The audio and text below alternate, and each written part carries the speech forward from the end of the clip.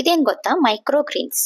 ಇದನ್ನ ನಾವು ಆರಾಮಾಗಿ ಮನೆಯಲ್ಲಿ ಬೆಳ್ಕೊಬಹುದು. ಮೊದಲನೇ ವಿಡಿಯೋದಲ್ಲಿ ಹೇಳಿದೀನಿ ನಾನು ಹೀಗೆ ಸೀಡ್ಸ್ ಅನ್ನ ಹಾಕಿದೀನಿ ಅಂತ ತೋರಿಸ್ಕೊಟ್ಟಿದೀನಿ. ಇದು ನೋಡಿ ಸೀಡ್ಸ್ ಗ್ರೋ ಆದ್ಮೇಲಿಂದು. ಇದರಲ್ಲಿ ನೋಡಿ ಸ್ಮಾಲ್ ಸ್ಮಾಲ್ ಲೀವ್ಸ್ ಎಲ್ಲ ಬಂದಿದೆ. ಇದು ಹಾಲಿಮ್ ಸೀಡ್ಸ್ ನಾನು ಹಾಕಿರೋದು.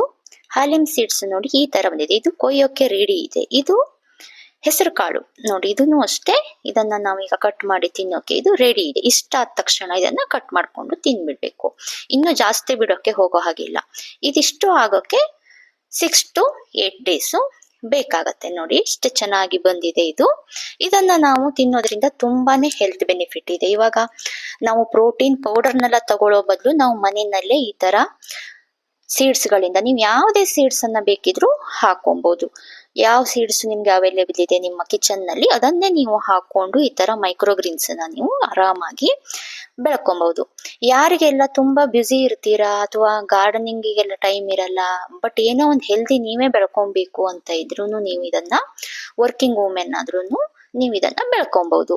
ಜಸ್ಟ್ ನೀವು ಈ ತರ ಹಾಕಿ ಇಟ್ಬಿಟ್ರೆ ಸ್ವಲ್ಪ ನೀರನ್ನ ಎವ್ರಿಡೇ ಎಷ್ಟು ಬೇಕೋ ಅಷ್ಟು ನೋಡ್ಕೊಂಡು ಹಾಕ್ಬಿಟ್ರೆ ಸಾಕು. ನೋಡಿ ನಾನು ಈ ತರ ಯಾವ್ದೇ ಕಿಟ್ಟನ್ನ ತಗೊಂಡಿಲ್ಲ. ಜಸ್ಟ್ ಒಂದ್ ಪ್ಲೇಟು, ನಾವು ಈಗ ಹಿಟ್ಟೆಲ್ಲ ಸೋಸ್ತೀವಲ್ಲ ಆ ತರದ್ದೊಂದು ಸಾಣಿಗೆ, ಇದನ್ನ ತಗೊಂಡು ಇದರಲ್ಲಿ ನಾನು ಬೆಳೆಸಿದೀನಿ. ಇದಕ್ಕೆ ಅಂತಾನೆ ಆನ್ಲೈನ್ ಅಲ್ಲಿ ಕಿಟ್ಗಳೆಲ್ಲ ಸಿಗತ್ತೆ.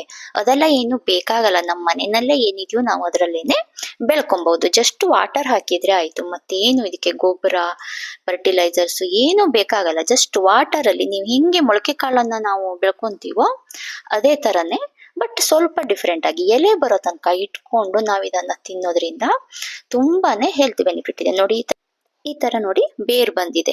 ನಾವ್ ಈ ಬೇರನ್ನು ಕೂಡ ತಿನ್ಬಹುದು. ಯಾಕೆಂದ್ರೆ ನಾವು ಕ್ಲೀನ್ ಆಗಿ ಬೆಳ್ಕೊಂಡಿರೋದ್ರಿಂದ ಅದಕ್ಕೆಲ್ಲ ಏನು ಮಣ್ಣೆಲ್ಲ ಏನು ಇರೋದಿಲ್ಲ. ವಾಟರ್ ಒಂದೇ ಚೆನ್ನಾಗಿರೋದ್ರಿಂದ ಸೊ ನಾವು ಅದನ್ನ ಬೇರನ್ನು ಸಹಿತ ನಾವು ಇದನ್ನ ತಿನ್ಬಹುದು.